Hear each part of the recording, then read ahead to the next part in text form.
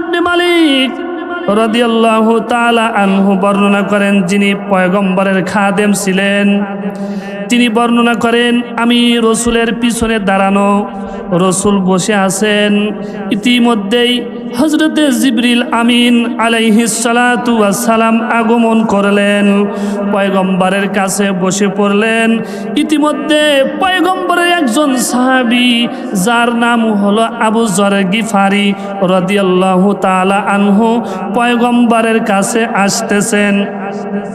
পয়গম্বরের কাছে আসতেছেন, জিবরিল আমিন ডাক দিয়ে কয়, ও পয়গম্বর, আপনার সাহাবী হযরতে আবু যর গিফারি আসতেছে। পয়গম্বর বলে, আবু যর গিফারি আসতেছে তো আমিও দেখতেছি, তোমার বলার কি দরকার?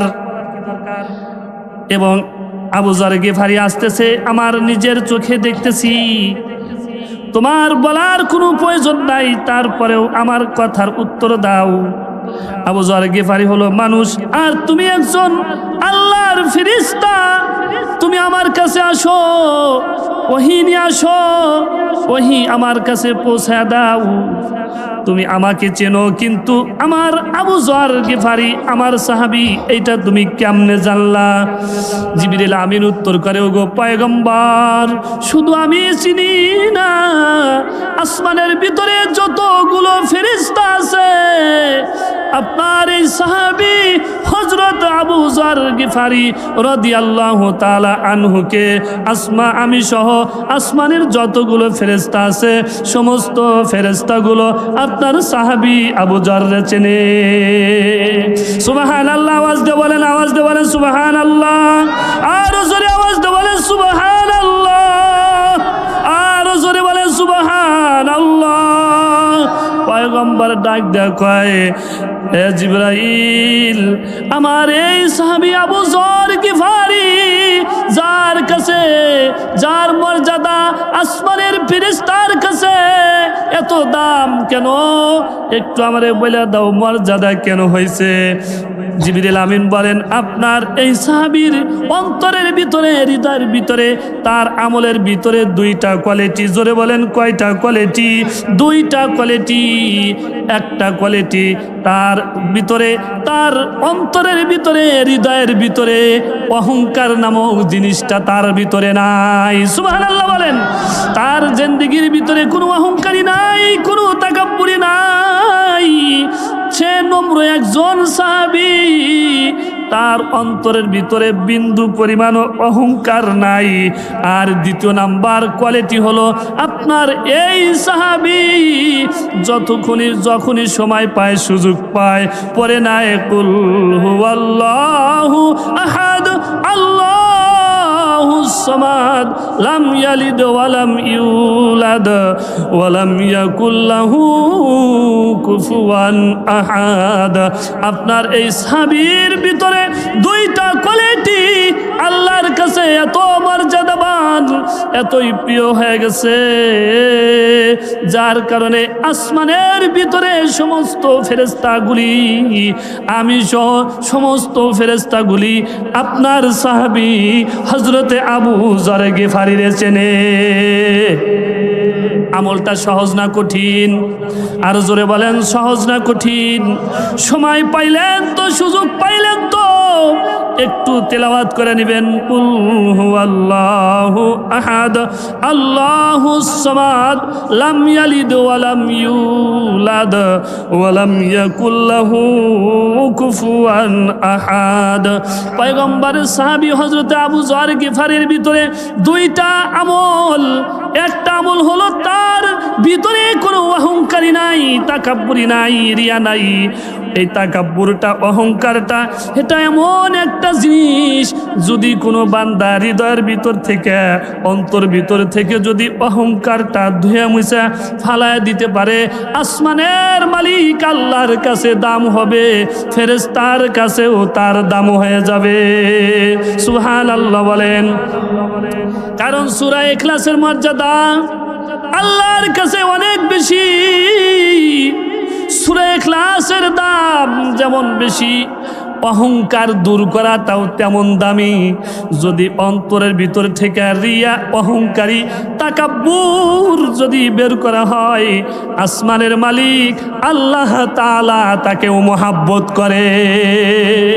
এজন্য তাকাব্বুরি, অহংকারী আমাদের অন্তর থেকে দূর করতে হবে। কারণ তাকাব্বুরি এটা এমন একটা জিনিস যেই তাকাব্বুরি করার কারণে ফেরেশতাদের সর্দার, যিনি ফেরেশতাদের সর্দার ছিলেন, ফেরেশতাদের সর্দার থেকে মুইসা যায় শয়তানের খাতায় নাম পড়ে গেছে। কথা বলেন ঠিক না বে ঠিক?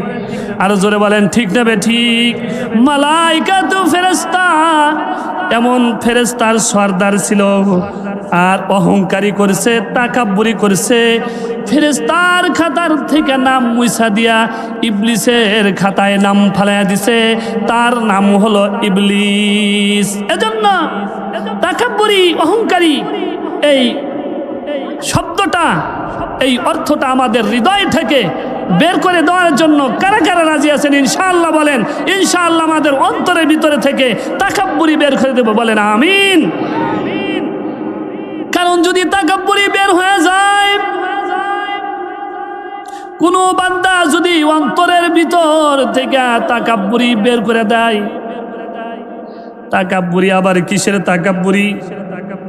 যার টাকা আছে টাকার তাকাব্বুরি, যে বড় আছে তার বড়ত্বের তাকাব্বুরি, যার সম্পদ আছে তার সম্পদের তাকাব্বুরি, যে আলেম তার আলেমের তাকাব্বুরি, যে যুবক যুবকের তাকাব্বুরি, যে সম্মানী তার সম্মানের তাকাব্বুরি। এই যে তাকাব্বুর অর্থ, এই যে তাকাব্বুরের অর্থটা, তাকাব্বুরটা হৃদয়ের ভিতর থেকে যদি ফালায়া দেয়, আল্লাহর বান্দা দিল এত সাফ হয়ে যাবে, এত পরিষ্কার হয়ে যাবে যে আল্লাহ পাক তো তাকে চিনবে, আল্লাহ তো তাকে মুহাব্বত করবে। শুধু তাই নয়, আসমানের ভিতরে গোটা যতগুলো ফেরেশতা আছে সমস্ত ফেরেশতাগুলা ওই বান্দাকে মুহাব্বত করবে। তাকাব্বুরি হলো তিন প্রকার। এক নম্বর, আল্লাহর সাথে তাকাব্বুরি। আল্লাহর সাথে তাকাব্বুরি করলো ফিরাউন, বলেন আনা রাব্বুকুমুল আলা। তাকাব্বুরি করতে করতে, তাকাব্বুরি করতে করতে ফিরাউন কয় আমি আল্লাহর চাইতে বড়। নাউজুবিল্লাহ বলেন, আরো জোরে বলেন নাউজুবিল্লাহ। তাকাব্বুরি, অহংকারী করতে করতে ফিরাউন কয় না না, আমি রব, আমি সৃষ্টিকর্তা, আমি খোদা। অহংকার কোন পর্যায়ে পৌঁছে গেলে আল্লাহর সাথে তুলনা করতে পারে? এ পর্যায়ে তাকাব্বুরি পৌঁছা গেছে যে তাকাব্বুরি করতে করতে আল্লাহর উপরে পৌঁছা গেছে। বলে আনা রাব্বুকুমুল আলা, আনা রাব্বুকুমুল আলা। আমি রবের চাইতে, আল্লাহর চাইতে আমি বড়। যার কারণে আসমানের মালিক আল্লাহ পাক तमाम পৃথিবীর সমস্ত মানুষদেরকে দেখা দিছেন, দেখো তাকাব্বুরি কইরা কইরা আমার চাইতে বড় তো কেউ হতে চাইও না, আমার চাইতে বড় হওয়ার চেষ্টা করো না। কারণ এই পৃথিবীর ভিতরে যদি একমাত্র বড়ত্ব প্রকাশ করতে পারে তিনি হলেন আল্লাহ, যিনি বড়ত্বের মালিক। তিনি কে? একটা আওয়াজ দিয়ে বলেন তিনি কে? আর জোরে বলেন কে? বড়ত্বের মালিক আল্লাহ। तमाम পৃথিবীর ভিতরে আল্লাহ ছাড়া বড়ত্বের মালিক আর কেউ নাই। এজন্য আমরা সিজদার ভিতরে বলি সুবহানা রাব্বিয়াল আ'লা, সুবহানা রাব্বিয়াল আ'লা। রুকুতে যাইয়ে বলি সুবহানা রাব্বিয়াল আযীম, সুবহানা রাব্বিয়াল আযীম, সুবহানা রাব্বিয়াল আলা, সেজদাতে গিয়া আল্লাহর বরত্ব প্রকাশ করি, রুকুতে গিয়ে আল্লাহর বরত্ব প্রকাশ করি।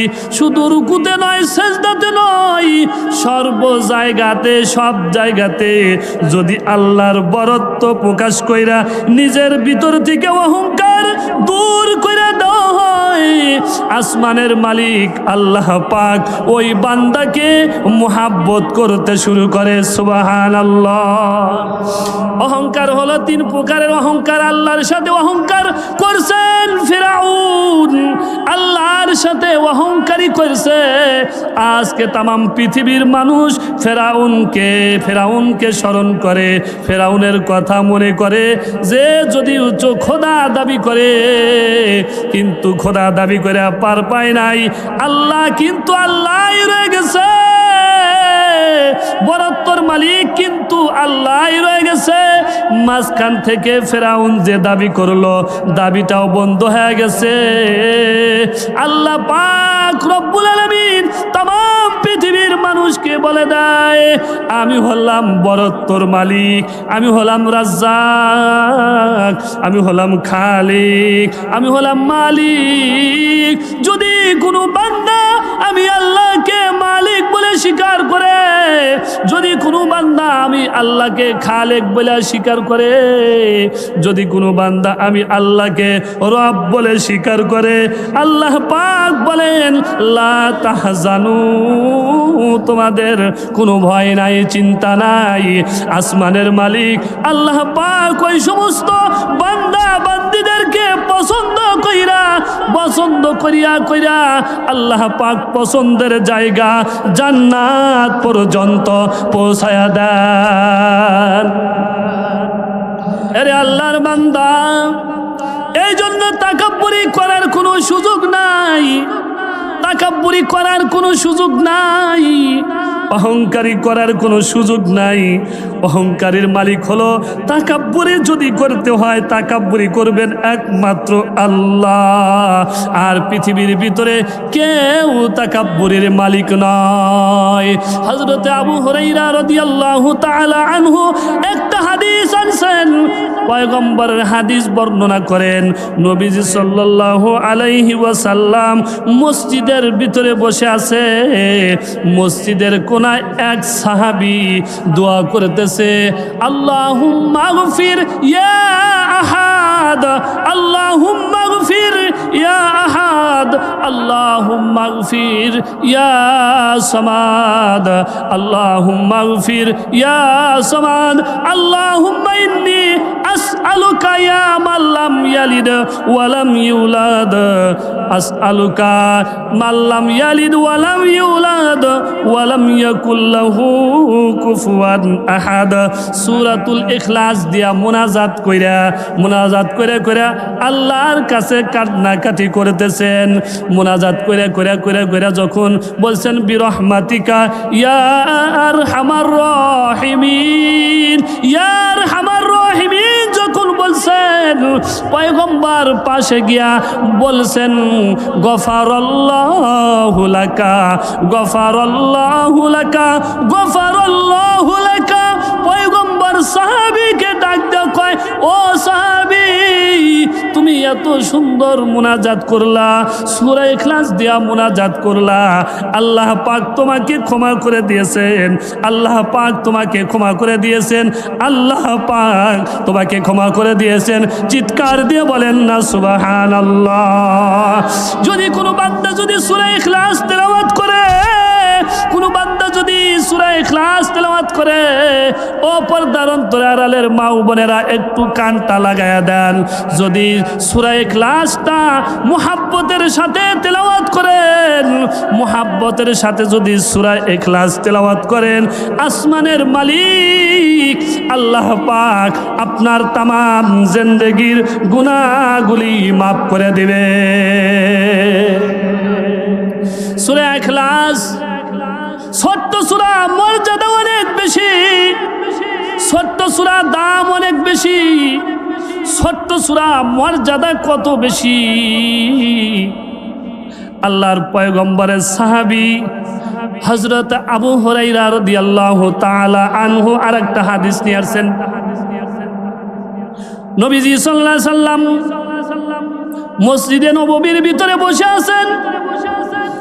গ্রাম্য এক বৃদ্ধ সাহাবী পয়গম্বরের কাছে আসছে, এসে বলে, ও পয়গম্বর, আমি অভাবী, আমার ঋণ, আমি ঋণে আছি, কর্জ আছি, আমার ঋণ কোনো সময় পরিশোধ হয় না, আমি ঋণ কোনো সময় পরিশোধ করতে পারি না, একটার পরে একটা আছে, একটা শেষ হওয়ার পরে আর একটা ঋণ হয়ে যায়, আমি খুব অভাবের ভিতরে আছি। ও পয়গম্বর, আমাকে এমন একটা আমল শিখাইয়া দেন, আমাকে এমন একটা প্রেসক্রিপশন দেয়া দেন যে যার উপরে আমল করলে আমার অভাব অনটন দূর হয়ে যাবে, যার উপরে আমল করলে আল্লাহ পাক আমাকে ঋণ মুক্ত করে দিবেন।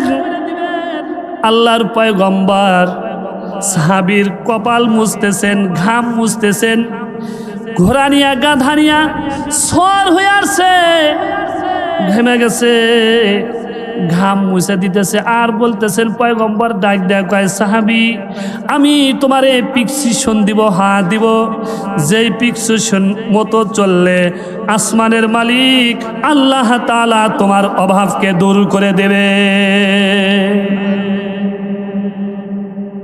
আল্লাহর পয়গম্বর সাহাবীকে প্রেসক্রিপশন দিয়ে দিলেন, আমল দিয়ে দিলেন। এক নাম্বার আমল, ও সাহাবী, তুমি জিন্দেগিতে তোমার উপরে যতই আঘাত আসুক, তোমার উপরে যতই মুসিবত আসুক, তোমার ভিতরে যত বালা মুসিবত আসুক, তোমার উপরে যত কষ্ট আসুক, দিন থেকে সরে যাবে না, দিনের উপরে চলবা। কয়, হ্যাঁ চলবো।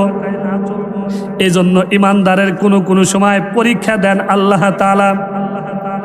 এ আল্লাহর বান্দারা, ভালো করে মনে রাখেন, আল্লাহ তাআলা পরীক্ষা দেন যাদেরকে আল্লাহ পাক ভালোবাসেন, তাদেরকে আল্লাহ পাক পরীক্ষা করেন।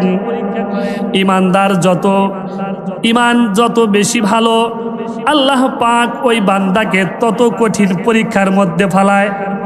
এজন্য পেরেশানির দরকার নাই। একটু কষ্ট আসছে, মুসিবত আসছে, বালা মুসিবত আসছে, দিল থেকে বলেন, আল্লাহ তাআলাই তো পরীক্ষার মধ্যে ফেলাইছেন, আলহামদুলিল্লাহ। এজন্য যাদের এরকম পেরেশান হয়, পেরেশানি হবেন না। পেরেশানিকে দূর করে নিজেকে ওয়াটল রাখেন, ইমানের উপরে ওয়াটল রাখেন, ইসলামের উপরে ওয়াটল রাখেন, আমলের উপরে ওয়াটল রাখেন। যদি থাকতে পারেন, আল্লাহর পয়গম্বর সাহাবীকে বলেন, তোমার যত অভাব অনটন আসুক, তুমি দিন থেকে সরে যাইও না। পয়গম্বরের সাহাবী বলে, হ্যাঁ ওগো আল্লাহর রাসূল, আমি দিন থেকে কোনো দিন সরে দাঁড়াবো না। এই জন্য কি দেখেন না, দিনের উপরে যারা চলে, মাঝে মাঝে দিনের জন্য কষ্ট করে, মাঝে মাঝে দিনের জন্য জেল খাটে, মাঝে মাঝে দিনের জন্য কষ্ট মুজাহিদা করে, দিনের জন্য, ইসলামের জন্য কত মুশাক্কাত করে। আল্লাহর পয়গম্বরের সাহাবী বলে, হ্যাঁ ওগো পয়গম্বর, আমি দিন থেকে সরে যাব না। আল্লাহর পয়গম্বর বলেন, ও সাহাবী, দ্বিতীয় নাম্বার আমলটা তোমারে বলে দেই। দ্বিতীয় নাম্বার আমল হলো, তুমি যখন বাড়িতে যাইবা, বাড়িতে যাওয়ার সাথে সাথে ঘরের ভিতরে প্রবেশ আগে করবা না। ঘরের ভিতরে প্রবেশ করার আগে আপনি একটু বলবেন, আসসালামু আলাইকুম ওয়া রাহমাতুল্লাহ, আসসালামু আলাইকুম ওয়া রাহমাতুল্লাহ। আমার সাথে বলেন, আসসালামু আলাইকুম ওয়া রাহমাতুল্লাহ। আবারও বলেন, আসসালামু আলাইকুম ওয়া রাহমাতুল্লাহ। আজকে থেকে আমল শুরু করে দেন। বাড়িতে যাইয়া সাথে সাথে ঘরের ভিতরে প্রবেশ করবেন না, একটু সালামের প্রসার করে দেন, সালামের প্রসার করে দেন। আসমানের মালিক আল্লাহ তাআলা শান্তি বর্ষিত করে দিবেন। আজকে সালাম উঠে গেছে, আজকে সালাম দূরে আছে, শিক্ষক ছাত্রকে সালাম দেয় না, ছাত্র শিক্ষকের সালাম দেয় না। যারা বলেন ঠিক না ঠিক? ইমাম সাহেব মুসল্লিরে সালাম দেয় না, মুসল্লি ইমাম সাহেবরে সালাম দেয় না। কথা বলেন না কেন? মা সন্তানকে সালাম দেয় না, সন্তান মাকে সালাম দেয় না, সন্তান বাবাকে সালাম দেয় না, বাবা সন্তানকে সালাম দেয় না। যার ভিতরে অশান্তি লেগেই থাকে। কথা বলেন ঠিক না ঠিক? আরো জোরে বলেন ঠিক না ঠিক? এই যে সালামের অর্থই হলো আসসালামু আলাইকুম ওয়া রাহমাতুল্লাহ। আল্লাহ তাআলা আপনার উপরে শান্তি বর্ষিত করুক এবং রহমত বর্ষিত করুক। এটা হলো সালামের অর্থ। আপনি যখন কোনো বান্দার জন্য আপনি সালাম দিলেন, সালাম বিনিময় করলেন, আসমানের মালিক আল্লাহ তাআলা তার উপরে শান্তির ফয়সালা করে দেন। চিল্লায়া বলেন না সুবহানাল্লাহ। হযরত আবু হুরায়রা রাদিয়াল্লাহু তাআলা আনহু হইতে একটা হাদিস, ইসাল্লিমুস সাগীরু আলাল কাবীর ওয়াল মারু আলাল কাঈদ ওয়াল কলিলু আলাল কাসীর। সালামের প্রসার হয়ে যায় মহল্লার ভিতরে। এই দুর্গাপুর পুরা গ্রামটা যেন সালামের প্রসার হয়ে যায়। সকালবেলা থেকেই যেন আসসালামু আলাইকুম ওয়া রাহমাতুল্লাহি ওয়া বারাকাতুহু, এই সালামের প্রসার যেন চালু হয়ে যায়। পয়গম্বর বলেন সালামের পদ্ধতি বলে দিছেন, ইসাল্লিমুস সাগীর আলাল কাবীর। ছোটরা বড়কে সালাম করবে, সুবহানাল্লাহ বলেন। ছোটরা যারা আছেন বড়দেরকে সালাম করবেন। একদিনের যদি বড় হয় তারে সালাম করবেন, একদিনের যদি বড় হয় তাকে সালাম করবেন। কারণ পয়গম্বর শিখাইয়া দিছেন ইসাল্লিমুস সাগীরু আলাল কাবীর ওয়াল মারু আলাল কাঈদি। আপনি চলতে আছেন, আর কিছু মানুষ বসে আছে। যারা চলতেছে আর যারা বসে আছে, চলন্ত ব্যক্তিরা বসে যারা আছে তাদেরকে সালাম শিখায় দিবেন, তাদেরকে সালাম দিবেন। সুবহানাল্লাহ। ইসাল্লিমুস সাগীরু আলাল কাবীর ওয়াল মারু আলাল কাঈদ ওয়াল কলিলু আলাল কাসীর। অল্প সংখ্যক মানুষ, যেখানে বেশি সংখ্যক মানুষ আছে, বেশি সংখ্যক মানুষদেরকে অল্প সংখ্যক মানুষ সালাম করবে। সুবহানাল্লাহ। এজন্য সালামের প্রসার করেন, সালামের প্রসার চালু করে দেন। দেখেন, আপনি একটু ট্রাই করে দেখেন, আপনি একটু চালু করে দেখেন, আসমানের মালিক শান্তি বর্ষিত করবে। পয়গম্বরের সাহাবীকে শিখায় দেয়, ও সাহাবী, 2 নাম্বার আমল তোমারে বইলা দিলাম। তুমি যখন বাড়িতে যাওয়ার পরে ঘরে ঢোকার আগে, তোমার বাড়িতে যাইয়া ঘরের ভিতরে প্রবেশ করার আগেই তুমি সালাম বিনিময় করো। সাহাবী বললেন, ওগো পয়গম্বর, ঘরের ভিতরে যদি কোনো মানুষ না থাকে, ঘরের ভিতরে যদি কেউ না থাকে, কারে সালাম দিব? পয়গম্বর শিখায়া দিলেন, আসসালামু আলাইনা ওয়া আলা ইবাদিল্লাহিস সালিহিন। নিজেরে সালাম দাও। যদি বাড়িতে কেউ নাও থাকে, তোমার নিজেরে সালাম দাও। যদি তুমি সালাম দাও, আল্লাহ পাক বরকত দান করবেন, শান্তি বর্ষিত করবেন। পয়গম্বর শিখায় দিলেন, বলো তো দেখি এই সালামের প্রসার এই আমলটা তুমি করতে পারবা কিনা? আল্লাহর পয়গম্বরের সাহাবী বলেন, ওগো পয়গম্বর, এই যে আপনি আমল শিখায় দিলেন, আমি আজকে থেকেই এই সালামের আমল চালু করে দেব। আর পয়গম্বর বললেন, তোমার 3 নাম্বার কাজ হলো, 3 নাম্বার আমল হলো, তোমারে আমি দিয়ে দিলাম, ঘরের ভিতরে যখন প্রবেশ করবা, সরাসরি প্রবেশ করবা না, বিসমিল্লাহির রহমানির রহিম, কুল হুয়াল্লাহু আহাদ, আল্লাহু আল্লাহুস সামাদ লাম ইয়ালিদ ওয়া লাম ইউলাদ ওয়া লাম ইয়াকুল লাহু কুফুয়ান আহাদ। কুল সূরা পড়া ঘরের ভিতরে ঢুকবা। পয়গম্বরের সাহাবী বললে, ওগো আল্লাহ রাসূল, হ্যাঁ ঠিক আছে। আল্লাহ রাসূল তারে 3টা আমল দিলেন। 1 নম্বর আমল দিলেন, যখন বাড়িতে যাইবে সালামের বিনিময় করবে, সালাম বিনিময় করবে। আর 2 নাম্বার হলো ওসিয়ত করে দিলেন, দিন থেকে বিমুখ হয়ে যাইবা না, যদিও মুসিবত আছে। আর 3 নাম্বার হলো, ঘরের ভিতরে যখন প্রবেশ করবা, প্রবেশের আগে সূরা ইখলাস বিসমিল্লাহর সহিত পইরা ঘরের ভিতরে প্রবেশ করো। আল্লাহর পয়গম্বর আমলটা দিয়ে দিলেন।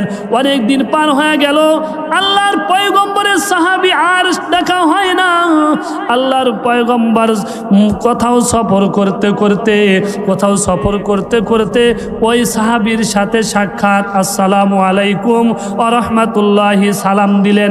সালাম দেওয়ার পর উত্তর দিলেন।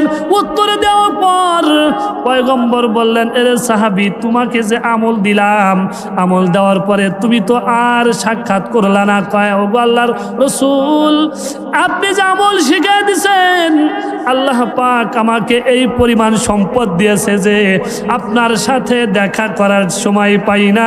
একটু সুবহানাল্লাহ জোরে আওয়াজ দিয়ে বলেন, আর একটু জোরে আওয়াজ দিয়ে বলেন সুবহানাল্লাহ। এই পরিমাণ সম্পদ আমাকে আল্লাহ দান করেছেন। আল্লাহ এই পরিমাণ সম্পদ দান করেছেন। মুরগির খামার আছে, তো একটা মুরগি থেকে অনেকগুলো মুরগি হয়ে গেছে, গরু থেকে গরু হয়ে গেছে, ছাগল থেকে ছাগল হয়ে গেছে, ভেড়া থেকে ভেড়া হয়ে গেছে, দুম্বা থেকে দুম্বা হয়ে গেছে, উট থেকে উট হয়ে গেছে। আমার বাড়ি ভরপুর হয়ে গেছে। আল্লাহ তাআলা বরকত দান করে দিছেন। পয়গম্বর বলেন, যদি কোনো বান্দা এই আমলটা চালু করে যতই ঋণ যুক্ত হোক, আসমানের মালিক আল্লাহ তাআলা তাকে ঋণ মুক্ত করে দিবেন। একটু সুবহানাল্লাহ। আমলটা কিন্তু সহজ আমল, কঠিন কোনো আমল নাই। 1 নাম্বার হলো, দিন থেকে সরে যাওয়া যাবে না, দিনের উপরে চলতে হবে। 2 নাম্বার হলো, ঘরের ভিতরে বাড়িতে যাইয়া সালামের প্রসার করতে হবে। 3 নাম্বার হলো, ঘরের ভিতরে প্রবেশ করার আগ মুহূর্তে সূরা ইখলাস পড়া ঘরের ভিতরে প্রবেশ করতে হবে। যদি 3টা আমল যদি কেউ চালু রাখতে পারেন, আজকে এখানে যারা আছেন, মা বোনরা যারা আছেন, সহজ একটা আমল শিখা যান, একটা সহজ আমল মুখস্থ করে যান। এই 3টা আমল চালু করে দেন, আসমানের মালিক আল্লাহ তাআলা আপনার অভাব অনটন দূর করে দিবে। সুবহানাল্লাহ বলেন। আপনি পেরেশানিতে আছেন, পেরেশানি দূর করে দিবে। আপনি মুসিবতের ভিতরে আছেন, আল্লাহ পাক আপনাকে মুসিবত থেকে হেফাজত করবেন। একটু জবান খুলে বলেন সুবহানাল্লাহ, আর আওয়াজ দিয়ে বলেন সুবহানাল্লাহ। সূরা ইখলাস ছোট্ট সূরা, মর্যাদা অনেক বেশি। ছোট্ট সূরা, দাম আল্লাহর কাছে অনেক বেশি। ছোট্ট সূরা যদি হয়, দাম কিন্তু আল্লাহর কাছে কম নাই। যদি কোনো বান্দা সূরা ইখলাসকে মুহাব্বত করে, সূরা ইখলাসকে মুহাব্বত করে তেলাওয়াত করে, আল্লাহর পয়গম্বর বলেন, যদি কোনো বান্দা বান্দি সূরা ইখলাসকে মুহাব্বত করে, আল্লাহর পয়গম্বর বলেন, স্বয়ং আল্লাহ তাআলা তাকে মুহাব্বত করে। যে সূরা ইখলাসকে মুহাব্বত করে, আসমানের মালিক আল্লাহ তাকে মুহাব্বত করে। চিল্লায় বলেন সুবহানাল্লাহ। এত মর্যাদাবান সূরা, আল্লাহর পয়গম্বরের সাহাবীকে আমল শিখিয়ে দিয়েছেন, আমল চালু করে দিয়েছেন। আমল চালু করার পর বান্দা সাহাবী এমন দই হয়ে গেছে যে পয়গম্বরের সাথে সাক্ষাৎ করার সুযোগ পায় না। এই আমলটাও কিন্তু আমাদেরও করা যাইতে পারে, আমরাও কিন্তু আমলটা চালু করতে পারবো। সহজ কোনো ব্যাপার না। ছোট্ট সূরা, মর্যাদা আল্লাহর কাছে অনেক বেশি। ছোট্ট সূরা আল্লাহর কাছে অনেক দাম। আল্লাহর পয়গম্বর মসজিদে নববীর ভিতরে বসে আছেন, পাশে এক সাহাবী নামাজ পড়তেছেন, সূরা ইখলাস তেলাওয়াত করতেছেন। প্রত্যেকটা রাকাতের ভিতরে বান্দা সূরা ইখলাস তেলাওয়াত করে। নামাজ যখন শেষ করে ফেলাইছে, সালাম ফিরছেন, পয়গম্বর কাছে গিয়ে বলেন, এ সাহাবী, তুমি নামাজের ভিতরে শুধু সূরা ইখলাস পড়ো, তুমি কি সূরা নাস জানো না? কয় জানি। তুমি কি সূরা ফিল জানো না? কয় জানি। কয় তুমি কি সূরা কুরাইশ জানো না? কয় জানি। তুমি কি সূরা লাহাব জানো না? কয় জানি। কয় তুমি কি সূরা জিলজাল জানো না? কয় জানি। তাইলে বারবার কেন সূরা ইখলাস তেলাওয়াত করলা? সাহাবী বলে, ওগো পয়গম্বর, আমার সূরা ইখলাস এত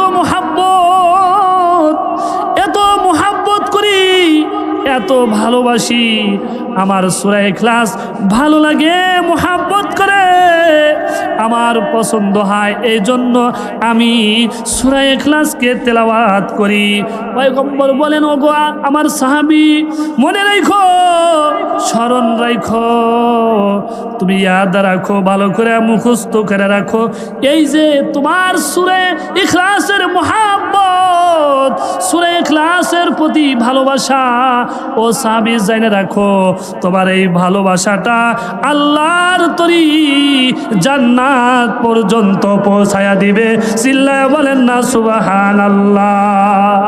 তোমার সূরা ইখলাসের যে ভালোবাসা আছে, সূরা ইখলাসকে যে মুহাব্বত করো, ওই মুহাব্বতটাই তোমাকে জান্নাত পর্যন্ত পৌঁছায়া দিবে।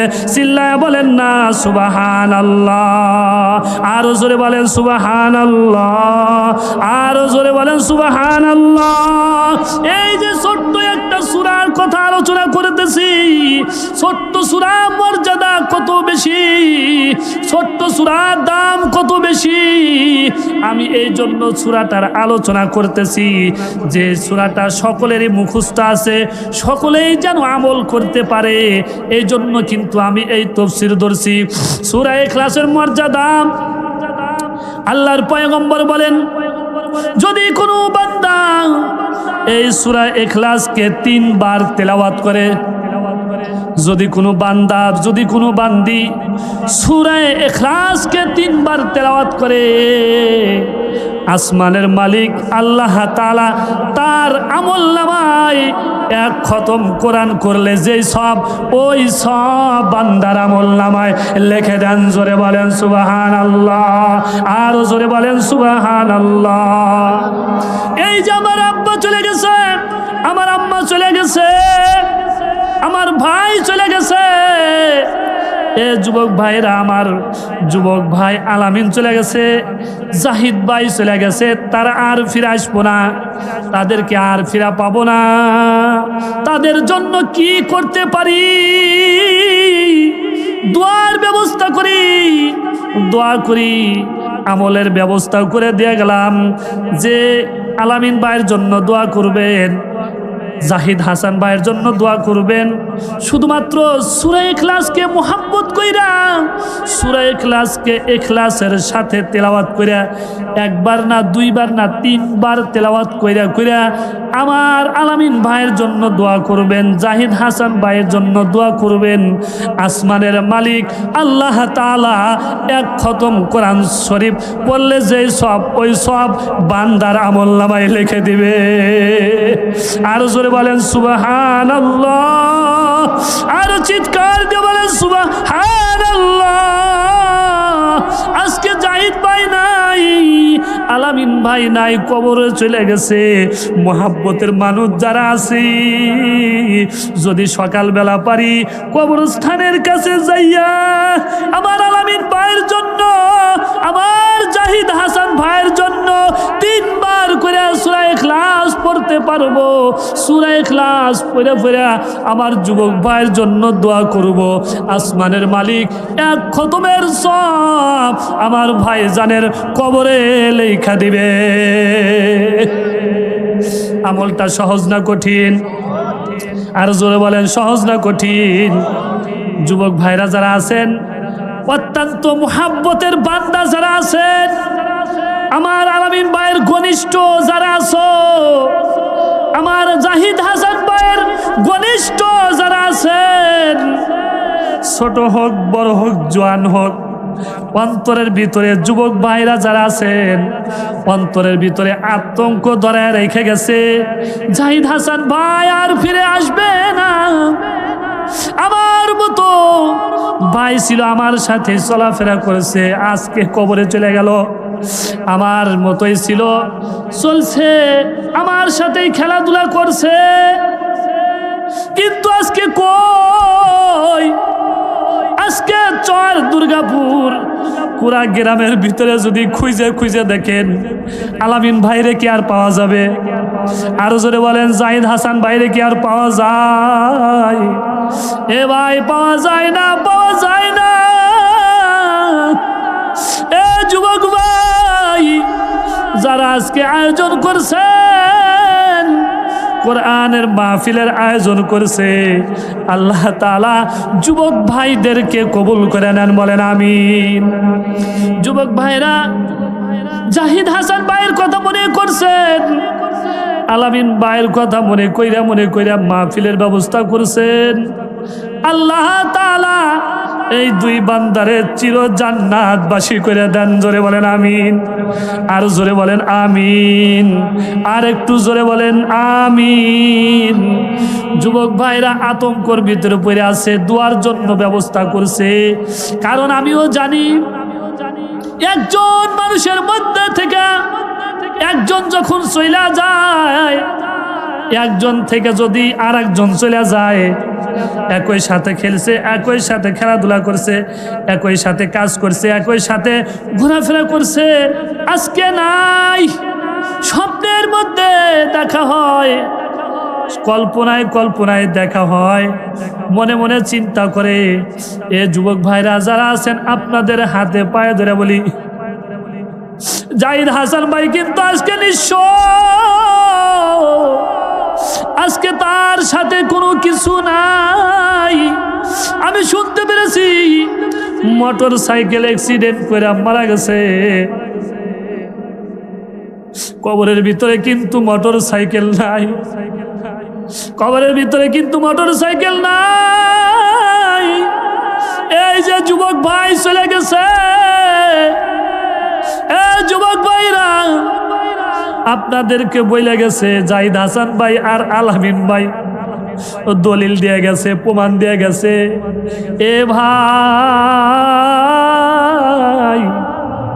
আমি মোটর সাইকেলে অ্যাক্সিডেন্ট করে কবরে চলে গেলাম, তোমার কিন্তু কোনো গ্যারান্টি নাই, তোমারও কিন্তু গ্যারান্টি নাই, তোমারও কিন্তু কোনো ওয়ারেন্টি গ্যারান্টি কোনো কিছু নাই। কোন মুহূর্তে তোমার ডাক আসবে এটা কিন্তু তোমার জানা নাই। যুবক ভাইরা যারা আছেন, সতর্ক কইরা দিছে, সতর্ক কইরা দিয়ে গেছে। এ যুবক ভাইরা, একটু আমার আলামিন ভাই এবং আমার জাহিদ ভাইয়ের জন্য একটু মন থেকে দোয়া করবেন। আমার জাহিদ হাসান ভাই, আমার আলামিন ভাইয়ের জন্য আপনাদের যা করণীয় করবেন। আর যদি কোনো কিছু না পারেন, মোহাব্বতের সাথে কবরের কাছে দাঁড়াইয়া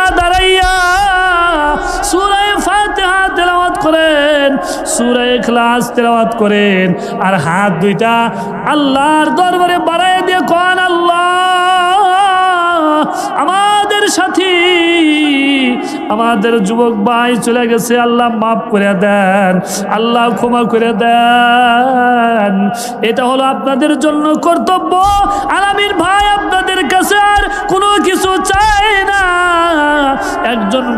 একজন বন্ধুর কাছে দুনিয়াতে থাকলে, জীবিত থাকলে, মোহাব্বত করলে একটা জিনিস আর একটা জিনিস চায়। আলামিন ভাই কিন্তু অনেক বন্ধুর কাছে বলতে, ভাই আমার একটু এটা দে, দিত। আবার আলামিন ভাইয়ের কাছে বলতো, ভাই একটাই জিনিসটা দে, কয় দিয়ে দিত। কিন্তু আলামিন ভাই আজকে আজকে কাঙ্গাল হয়ে জমিনের নিচে, মাটির নিচে শুয়ে আছে, আর যুবক ভাইদের দিকে তাকায় আছে, আর যুবক ভাইদের কাছে তাকায় আছে, বলে, এ ভাই আমি আর তোর কাছে কিছু চাই না। আর তোদের কাছে কিছু চামু না, তোদের কাছে একটা জিনিস চাই, তুই আমার কবরে কিছু সব পৌঁছে দে। আল্লাহু আকবার বলেন, আর একটু জোরে বলেন আল্লাহু আকবার, আর একটু জোরে বলেন আল্লাহু আকবার। আর কোনো কিছু চাবে না। আলামিন ভাই আর জাহিদ হাসান ভাই কবর থেকে বলে, এ ভাই আমারে কিছু দে, তবে টাকা দেওয়া লাগবে না, তোর গাড়ি চাই না, তোর কাছে পয়সা চাই না, আমার একটা জিনিস দে, আমি কবরে চলে আসি, আমি তো তেমন কিছু নিয়ে আসি নাই, আমার কিছু দে। কি দিবি? আমি তোর কাছে তেমন চাই না, আমার কিছু আমল দে। আল্লাহু আকবার বলেন, আল্লাহু আকবার, জোরে বলেন আল্লাহু আকবার। আমি তোর কাছে আর কোনো কিছু চাই না। এ ভাই তুই আমার কাছে একটু সব পৌঁছায়া দে, আমার কাছে একটু আমল পৌঁছায়া দে। যদি একটা আমল যদি আমার কাছে পৌঁছাইতে পারো, আল্লাহ তাআলা কবুল কইরা আমার কবরকে জান্নাতের বাগিচা বানায়া দিবে। আরে আল্লাহর বান্দা, এই মজলিসের মধ্যে যারা আছেন, এই যে আমাদের উপদেশ দিয়া গেছে, আমাদেরকে স্মরণ করে দিয়ে গেছে, দেখো আমি চলে গেলাম, কত ছোট মানুষের রেখে গেছে, আবার কত বড়রে রেখে গেছে, বাবারে রেখে গেছে, মায়ের রেখে গেছে, বন্ধুরে রেখে গেছে, আর বলে গেছে এই দেখো আমি তোমাদের ছোট, তোমাদের রেখে আমি চলে গেলাম। এ বন্ধু তুই আমার চাইতে বড়, তোরে রেখে আমি গেলাম, আমি তোর চেয়ে অনেক ছোট, তোরে রেখে গেলাম। বাবারে কয়, ও বাবা তুমি তো আমারে জন্ম দিছ, এই যে আজকে তোমারে রেখে আমি কবরে চলে গেলাম। মারে কয়, মা তুমি আমারে জন্ম দিছ মা। আল্লাহ ডাক দিছে, তোমাদেরকে দেখা দিছে যে সন্তানকে তুমি জন্ম দিলাম মা, ও মা আমি তোমার রেখে কবরের দেশে চলে গেলাম মা, আর কোনোদিন মা বলে ডাক দিব না, আর জিন্দগিতে তোমারে মা বলে ডাক দিব না, আর জিন্দগিতে তোমারে আব্বা বলে ডাক দিব না। এ বন্ধু তোমারে আর কোনোদিন বন্ধু বলে ডাক দিব না, আর তোমারে কোনোদিন কষ্ট দিব না, আর তোমাকে কোনোদিন মহাব্বত করতে পারবো না। তবে যদি তুমি আমার জন্য কিছু পারো, আমার কাছে যদি একটা সব পৌঁছাইতে পারো বন্ধু, আমার জন্য কিছু কর, কিছু কর। এ যুবক ভাইরা যারা আছেন, কিচ্ছু করতে হবে না। আজকে দোয়ার আয়োজন করেছেন, দোয়ার আয়োজন করেছেন, আলহামদুলিল্লাহ দোয়া করব। আর আমি শুনতে চাই, আমার কান পর্যন্ত যেন পৌঁছে যায়, সকালবেলা কোন যুবক আছে আমার যুবক ভাইয়ের জন্য কোরআন খতম করতে পারে নাই, কবরের কাছে যাইয়া একটু সূরা ইখলাস পড়া আল্লাহর দরবারে চোখের পানি ছাইরা দিয়া আমার আলামিন ভাই, আমার জাহিদ হাসান ভাইয়ের জন্য যেন দোয়া করে, এই খবরটা যেন আমার কান পর্যন্ত পৌঁছে যান। জিল্লা বলেন ইনশাআল্লাহ, আরো জোরে বলেন ইনশাআল্লাহ, আরো জোরে বলেন ইনশাআল্লাহ। ও যুবক ভাইরা, তোমাদেরকে বইলা যাই, এই যে আলামিন ভাই চলে গেছে, জাহিদ হাসান ভাই চলে গেছে, দেখা দিছে আমি চলে গেলাম তোমাদের সিরিয়াল। বাবারে বলে গেছে, বাবা আমি চলে গেলাম তোমার সিরিয়াল। মাকে বলে, মা আমি চলে গেলাম তোমার সিরিয়ালে, ফালাইয়া গেলাম, কিন্তু দুনিয়ার ভিতরে যতদিন চলবা কিছু করে যাইও, কিছু আমল করে যাইও, কিছু আমল নিয়ে কবরে যাইও। আমরা তো তেমন কিছু নিতে পারলাম না, কিছু কবরে নিয়ে যাইও। এই জন্য কিছু আমলের কথা বললাম, কমপক্ষে যদি কোনো কিছু আমল নাও করতে পারি, কমপক্ষে সূরা ইখলাসটা মুখস্থ কইরা সূরা ইখলাস যদি একবার পরে 10 পারার সওয়াব, সূরা ইখলাস যদি 2 বার পরে 20 পারার সওয়াব, সূরা ইখলাস যদি 3 বার পরে আসমানের মালিক এক খতম কোরআন পড়লে যে সব, ওই সব বান্দার আমলনামায় লিখে দেয়। এই সূরাটা ছোট্ট সূরা, কিন্তু মর্যাদা অনেক বেশি। যদি কোনো বান্দা বান্দি সূরা ইখলাস তেলাওয়াত করে, আসমানের মালিক আল্লাহ তাআলা, পয়গম্বর বলেন, যদি কোনো বান্দা বান্দি ইখলাসের সাথে মুহাব্বতের সাথে সূরা ইখলাস তেলাওয়াত করে, আল্লাহর পয়গম্বর বলেন 100 শহীদের যেই মর্যাদা, একবার সূরা ইখলাসের সাথে তেলাওয়াত কারণে আল্লাহ পাক তাকে ওই মর্যাদাবান করে দেন। আর জোরে বলেন সুবহানাল্লাহ, আর একটু জোরে বলেন সুবহানাল্লাহ। সূরা ইখলাস ছোট্ট সূরা, মর্যাদা অনেক বেশি। সূরাতুল ফাতিহা তেলাওয়াত করেন, আলহামদু সূরা তেলাওয়াত করেন, সূরাতুন নাস তেলাওয়াত করেন, সূরার ভিতরে কুল আউযু বিরাব্বিন নাস আছে, সূরা ফালাক তেলাওয়াত করেন, কুল আউযু বিরাব্বিল ফালাক, সূরাতুল লাহাব তেলাওয়াত করেন, কুল তাব্বাত ইয়াদা আবি লাহাব, সূরাতুর রহমান তেলাওয়াত করেন, আর রহমান আল্লামাল কুরআন। কিন্তু সূরা ইখলাস তেলাওয়াত করেন, কিন্তু কোনো শব্দই কিন্তু ইখলাস শব্দ নাই। ইখলাস শব্দ অর্থ হলো পিওর, খাঁটি, নির্ভেজাল। খাঁটি নির্ভেজাল, এই সূরার ভিতরে কোনো ভেজাল নাই। এই সূরাটার নাম হলো সূরা ইখলাস। এই সূরাটার নাম হলো সূরাতুত তাওহীদ। এই সূরাটার নাম হলো সূরাতুল ঈমান। কয়টা বললাম? সূরাতুল ঈমান, সূরাতুত তাওহীদ, সূরাতুল ইখলাস। আবার অনেকেই বলে কুলহু সূরা, সূরা ইখলাস বলেন, আর সূরা তাওহীদ বলেন, আর সূরা ঈমান বলেন। এই সূরাটার মর্যাদা অনেক বেশি। এই সূরাটা আসমানের মালিক আল্লাহ পাক রব্বুল আলামিন পয়গম্বরের উপরে নাজিল করেছেন। নাজিল কি জন্য করেছেন? কেন নাজিল করেছেন? নাজিল করার কারণ হলো এই, মুশরিকিনে মক্কা কাফেরের দল পয়গম্বরের কাছে এসে বলে, ওগো পয়গম্বর, আপনি নাকি খোদার দাওয়াত দেন, আল্লাহর দাওয়াত দেন, তাওহীদের দাওয়াত দেন, আপনি কোন খোদার দাওয়াত দেন? আমাদের তো খোদা অনেকটি, কমপক্ষে 360টি। আমাদের খোদা কমপক্ষে 360টি মূর্তির ইবাদত কইরা আমরা কোনো ফয়সালা নিতে পারি না, আমাদের কোনো সমস্যার সমাধান হয় না। আর আপনি কোন খোদার দাওয়াত দেন যে এক আল্লাহ সমস্ত কিছুর মালিক, এক আল্লাহ নাকি সমস্ত কার্যকারী, সব কিছুর ক্ষমতাবান এক আল্লাহ? বলেন তো দেখি, আপনার আল্লাহর বংশের পরিচয় দেন। নাউজুবিল্লাহ বলেন। আল্লাহর কোনো বংশ আছে? জোরে বলেন, আছে কি? আল্লাহর কোনো বংশ নাই।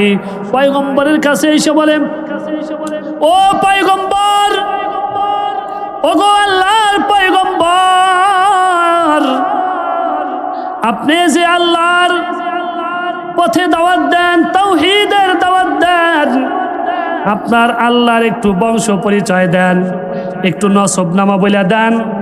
আপনার আল্লাহর পরিচয় কি, ওই পরিচয়টা একটু দেন। এমনকি কিতাবের ভিতরে আসছে, বলে আমরা তো যেই রবের ইবাদত করি, আমরা যেই মূর্তি পুজো করি, মূর্তির ইবাদত করি, আমাদের মূর্তি হলো কোনোটা কাঠের, কোনোটা মাটির, আবার কোনোটা স্বর্ণের, আবার কোনোটা রূপার। আপনি যেই আল্লাহর ইবাদত করেন, আল্লাহর দাওয়াত দেন, বলেন তো আপনার আসমানের মালিক আল্লাহ তাআলা রূপার তৈরি নাকি মাটির তৈরি, নাকি কাঠের তৈরি, নাকি নাকি স্বর্ণের তরি নাকি রূপার তৌরি, এরকম ধরনের প্রশ্ন পয়গম্বরের কাছে আনলেন।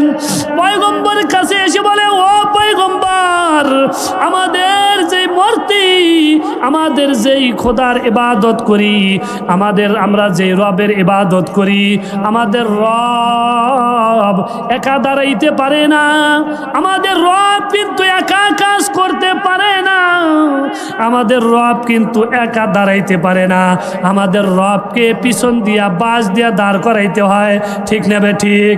আরো জোরে বলেন, ঠিক না বে ঠিক? আমরা যেই রবের ইবাদত করি পিছনে বাঁশ দিয়া তারপরে দাঁড়ায়, তাছাড়া দাঁড়াইতে পারে না। আপনি আবার কোন রবের ইবাদত করেন? আপনি আবার কোন আল্লাহর ইবাদত করেন যে তিনি কারোর উপরে নির্ভরশীল নয়, কারোর উপরে মুখাফেক্কি নয়, সে কারোর উপরে নির্ভরশীল নয়, এক খোদা, তিনি হলেন একমাত্র আল্লাহু রাব্বুল আলামিন। যদি কোনো বাচ্চা অপরাধ করে, বাবাও যদি তাকে শাস্তি দিতে চায়, মা কিন্তু শাস্তি দিতে দেয় না, একটু সরায় রাখে, একটু পালাইতে বলে, একটু পালায় থাক, একটু সইরা থাক, তোর আব্বার মেজাজ গরম, একটু ফাঁকে থাক, এটা মা কিন্তু সন্তানকে চুপে চুপে বলে। কারণ এটা নিজে বলে না, এটা আল্লাহ তাআলা বলায়। কারণ ওই সন্তানের প্রতি মার মোহাব্বত আল্লাহ নিজেই ঢেলে দিয়েছেন। অপরদার অন্তরালের মা ও বোনেরা, একটু দাহিয়াতুল কালবি সাহাবীর কথা মনে কইরা একটু দু চোখের পানি ছেড়ে দিয়া কান্নাকাটি করেন গভীর রাত। দাহিয়াতুল কালবি সাহাবী বলেন, ওগো পয়গম্বর, আমি আসলাম, বাড়িতে আসলাম, আমার স্ত্রী আমার খেদমত করলো, সব ধরনের খেদমত আমাকে করলো, কিন্তু সন্তানের পরিচয় দেয় না। 2-3 দিন পারি হয়ে গেল, আমার সন্তানের বয়স মাত্র 5-6 বছর। আমার এই সন্তানকে আমার সামনে নিয়ে আসে না। 2-3 দিন পারি হয়ে গেল। এবার তার মা, আমার স্ত্রী চিন্তা করলো, 2 দিন 3 দিন পারি হয়ে গেল, একটু মেজাজটা হয়তো একটু ঠান্ডা হয়ে যাবে, আমার সন্তান রে সাজাইয়া গুজাইয়া সুন্দর করে ডাক পাঠায় দিছে, আমার কাছে পাঠায় দিছে। আমারে এত সুন্দর আব্বু আব্বু বলে ডাক দিছে, আমার অন্তরের ভিতরে মোহাব্বত সৃষ্টি হয়ে গেছে। আমারে আব্বু বলে যখন ডাক দিছে, এই পৃথিবীর ভিতরেও, এই দুনিয়ার ভিতরেও, এখনো এই চর দুর্গাপুরেও কোনো সন্তান যদি, কোনো ছোট্ট বাচ্চা যদি আব্বুকে আব্বু বলে ডাক দেয়, মারে আম্মু বলে ডাক দেয়, ওই আব্বার হৃদয়টা ঠান্ডা হয়ে যায়, ওই মার হৃদয়টা ঠান্ডা হয়ে যায়। ওগো পয়গম্বর, আমার মেয়েকে আমার সামনে পাঠাইছে, আমাকে আব্বু বলে ডাক দিছে, আমার হৃদয় কিন্তু একটু নরম হয়ে গেছে, আমার হৃদয় একটু ভারী হয়ে গেছে, আমার দিলটা একটু নরম হয়ে গেছে। ওগো আল্লাহর পয়গম্বর, কিন্তু কি করি, জাহিলতে যুগ, মেয়ে সন্তানকে এমন অপরাধ, এমন ঘৃণিত চোখে দেখে, বাহিরে গেলে আমারে মানুষে তিরস্কার করে, তোমার নাকি একটা মেয়ে আছে, তোমার পরিবারে নাকি একটা মেয়ে আছে, এরকম বইলা বইলা আমারে তিরস্কার করে। ওগো আল্লাহর পয়গম্বর, আমি কি করলাম? আমি জানি আমি হত্যা করতে পারবো না, কিন্তু মেয়ে সন্তান, কন্যা সন্তান হত্যা কিন্তু অবশ্যই করতে হবে। কি করা যায়? আমি মনে মনে প্ল্যান নিলাম, এখানে তো হত্যা করতে পারবো না। তার মায়েরে বুঝাইছে, তার স্ত্রীরে বুঝাইছে, তারকে নিয়ে তার নানির বাড়িতে বেড়াইতে যাওয়ার কথা বইলা সুন্দর করে সাজায় দিছে। সুন্দর করে সাজানোর পর দাহিয়াতুল কালবি সাহাবী বলেন, ওগো আল্লাহর রাসূল, আমি আমার মেয়েকে নিয়ে আমি রাস্তায় যখন সফর করলাম, সফর করতে এত দূর পর্যন্ত চলে গেলাম, তার মাকে আর দেখা যায় না, আমার স্ত্রী আর দেখা যায় না। আমি দূরে যাইয়া, এত দূর যাইয়া, মাইলকে মাইল দূর যাইয়া আমি কবর খনন শুরু করে দিলাম, মাটি খোঁড়া শুরু করে দিলাম। কিন্তু এই যে মাটি খনন করি, আমার ছোট বাচ্চা আমার এ ডাক দিয়ে কয়, ও আব্বু এইখানে কি করবা? মাটি খনন কইরা কি করবা? মাটি খনন করে এখানে কি লাভ আব্বু? তোমার তো অনেক কষ্ট হচ্ছে, তোমার হাত ব্যথা হয়ে যাবে। আব্বু তুমি এখানে মাটি খনন করো না, তুমি কাজ করো না। পয়গম্বরের কাছে বলে, ওগো আল্লাহর পয়গম্বর, ওগো আল্লাহর পয়গম্বর, আপনার এই যে আমার ছোট বাচ্চা, আমার সন্তান আব্বু আব্বু আব্বু আব্বু বলে ডাক দেয়, কিন্তু আমার হৃদয়ের ভিতরে কোনো কিছুতেই বাজে না। আমার নিজ সন্তানকে আমি কিছুক্ষণ পর মাটি খনন করার পরে আমার সন্তানের হাত আপা আমি নিজের হাতে দড়ি দিয়া রশি দিয়া বান্ধা দিলাম। নাউজুবিল্লাহ বলেন, আরো জোরে বলেন নাউজুবিল্লাহ, আর একটু জোরে বলেন নাউজুবিল্লাহ, আর একটু জোরে বলেন নাউজুবিল্লাহ। আমার সন্তানকে আমি হাত পা বেঁধে ফেলাইলাম। ইতিমধ্যে আমার সন্তান আমারে আর বুঝতে বাকি নাই, আমারে তো মনে হয় হত্যা করে ফেলাইব। ও আব্বু আমারে ছেড়ে দেন, আমি দেশান্তর হয়ে যাব, আপনার কাছে আর যাব না, আপনার বাড়িতে আমি আর যাব না, আপনাকে আর আব্বু বলে ডাক দেব না। ওগো আল্লাহ রসুল, এই বলে বলে আমার মেয়েটা কান্দে, কিন্তু আমার দিল গলে না, আমার দিল নরম হয় না, আমার দিল হৃদয় গলে না। আমি কি করলাম, আমার নিজের মেয়েকে আমি মাটির ভিতরে মাটি পুইতা আমি আমার সন্তানরে হত্যা করে রেখাইলাম। নাউজুবিল্লাহ বলে, আমি যখন হত্যা করে মাটির ভিতরে পুইতাম, হত্যা করে যখন আমি আসতেছিলাম, আমার দিলের ভিতরে বারবার বারবার যেন আব্বু আব্বু বলে ডাক দেয়। আমার হৃদয়ের ভিতরে শুধু বারবার বারবার আব্বু আব্বু বলে ডাক দেয়, বারবার যেন আব্বু আব্বু বলে ডাক দিতেছে। আল্লাহর রসুল, এমন গুনাহ আমার নিজ সন্তানকে আমি যে মাইরা ফেলাইলাম, এমন গুনাহ কি মাফ হবে?